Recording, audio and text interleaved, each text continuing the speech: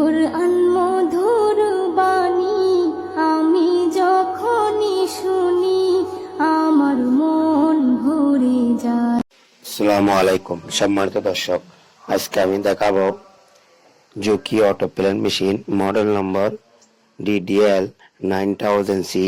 এই মডেলে কেন রানিং অবস্থায় হঠাৎ করে প্রেসার বোর্ড ওঠানামা করে অথবা মেশিন যখন ব্রেক করে তখন প্রেসার বোর্ড আলগা হয়ে যায়।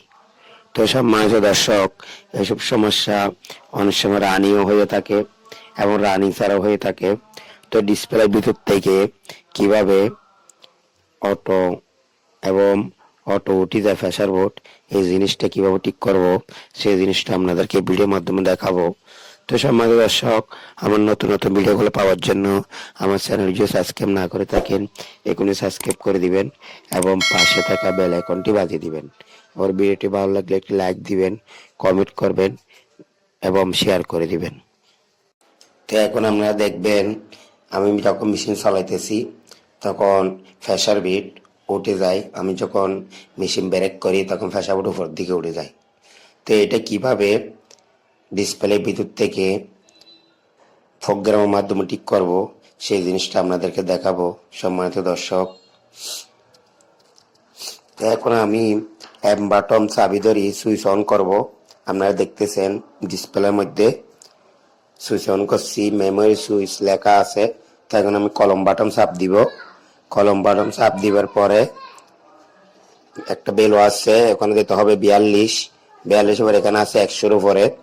তা আমি এখানে 100-র নিচে করে দিব 50 অথবা 60, কারণ 100-র উপরে থাকলে আমার প্রেসার বিট উপর দিকে উঠে যাবে। তো আমি প্লাস মাইনাস করি, এখানে 50 করে দিলাম। 50 করে দেওয়ার পর ইন্টার বাটন চাপ দিলাম।